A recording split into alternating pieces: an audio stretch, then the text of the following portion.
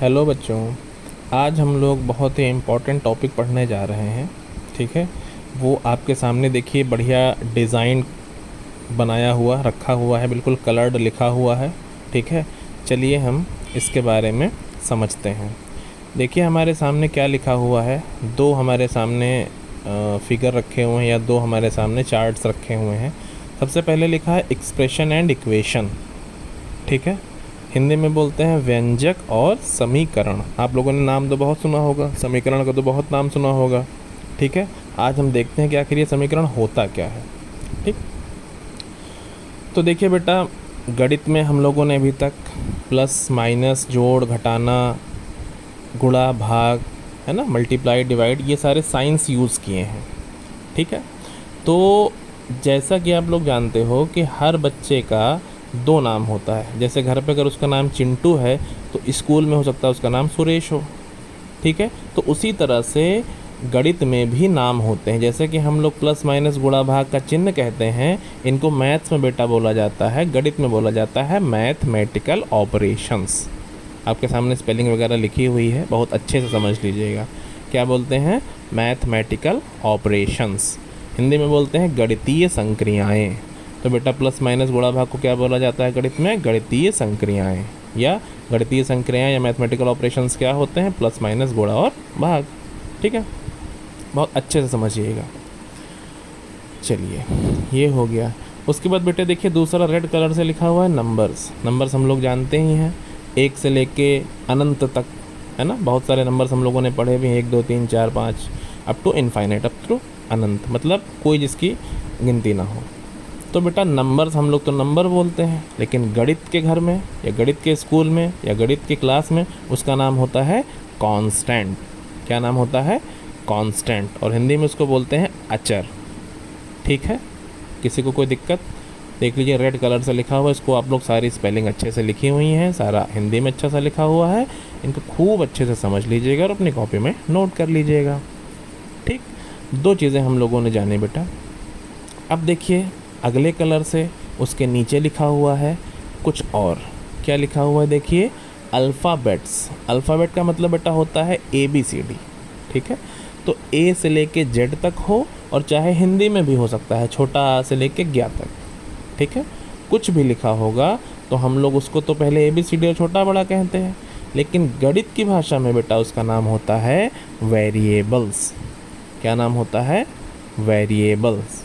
और हिंदी में उसको बोलते हैं चर। ठीक है, और कहते हैं कि चर का मतलब क्या होता है? कि जिसका मान बदलते रहता है।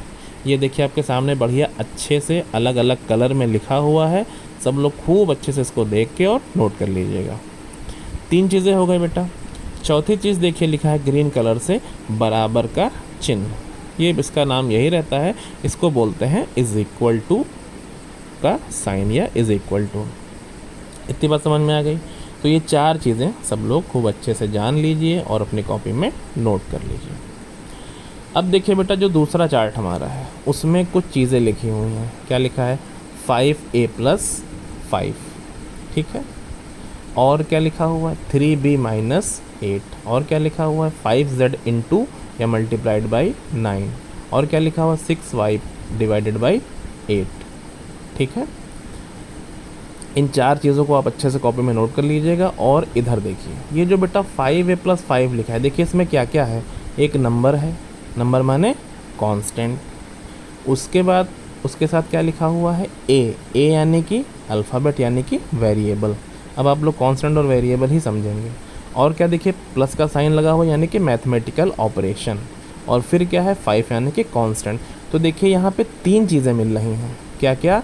एक तो कांस्टेंट, दूसरा वेरिएबल, और उसके बाद एक मैथमेटिकल ऑपरेशन। ठीक है, उसके नीचे देखिए,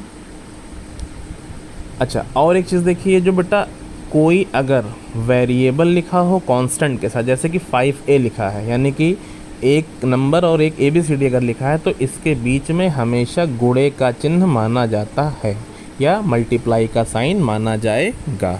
ठीक है, तो ये हमारे सामने लिखा है 5A, इसका मतलब क्या होगा? कि ये मल्टीप्लाई का साइन माना जाएगा। जितने भी वेरिएबल कांस्टेंट के साथ लिखे होंगे उनके बीच में साइन लगा नहीं होगा, लेकिन हमको मानना क्या होगा, मल्टीप्लाई का। देखिए जैसे 3b लिखा है तो 3 और b के बीच में कौन सा साइन होगा, मल्टीप्लाई का। ठीक, तो बेटा देखिए जब कभी हमको तीन चीज़ें मिले, कांस्टेंट, वेरिएबल और मैथमेटिकल ऑपरेशन, तो इनको बोला जाता है बेटा एक्सप्रेशन।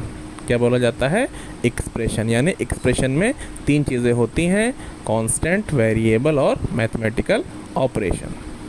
और देखिए बेटा अगर एक्सप्रेशन के साथ बराबर लग जाए, क्या लग जाए, इज़ इक्वल टू, और उसके साथ या तो कोई नंबर लिख जाए या तो कोई वेरिएबल लिख जाए, तब बेटा जी वो बन जाता है इक्वेशन या समीकरण। बहुत ध्यान से समझिएगा कि अगर एक्सप्रेशन के साथ ज़ीरो लग गया, बराबर लगा के ज़ीरो लग गया, तो वो बन जाता है समीकरण या इक्वेशन। ठीक है, इतनी बात सबको समझ में आ गई। तो देखिए हमारे सामने कुछ एक्सप्रेशंस लिखे हुए हैं और कुछ इक्वेशंस लिखी हुई हैं। देखिए जैसे 5a + 5 एक एक्सप्रेशन है, बट 5a + 5 = 0 एक इक्वेशन है। 3b - 8 एक एक्सप्रेशन है, 3b - 8 = 5 एक इक्वेशन है। 5z × 9 एक एक्सप्रेशन है, 5z × 9 = 6x + 3 एक इक्वेशन है। 6y + 8 एक एक्सप्रेशन है, 6y + 8 = 8 एक इक्वेशन है। इतनी बात अच्छे से समझ लीजिएगा। और इक्वेशन का जो एक प्रॉपर्टी होती है वो बराबर के दाहिने साइड को राइट हैंड साइड बोलते हैं और बराबर के बाएं यानी कि लेफ़्ट साइड को लेफ़्ट हैंड साइड बोलते हैं। हिंदी में लेफ़्ट हैंड साइड को बोलते हैं LHS और इंग्लिश में बोलते हैं राइट हैंड साइड को शॉर्ट में RHS। ठीक है, इतनी बातें सबको समझ में आ गई। तो आप मोटा मोटा ये जान लीजिए कि एक्सप्रेशन में बेटा तीन चीज़ होती हैं, कांस्टेंट, वेरिएबल और मैथमेटिकल ऑपरेशन। और इक्वेशन में चार चीज़ें होती हैं, कांस्टेंट, वेरिएबल, मैथमेटिकल ऑपरेशंस और इज़ इक्वल टू का साइन। और उसमें दो साइडेड होती हैं, राइट हैंड पे राइट हैंड साइड और लेफ़्ट हैंड पे left hand side. Right hand side को बोलते हैं RHS और लेफ़्ट हैंड साइड को बोलते हैं LHS। ये पूरा डाटा मैंने पूरा एक चार्ट आपके सामने अच्छा सा बना हुआ रखा हुआ है, खूब अच्छे से इसको समझ लीजिए, अपनी कॉपी में नोट कर लीजिए और बार बार इसको याद कर लीजिए। Okay, thank you.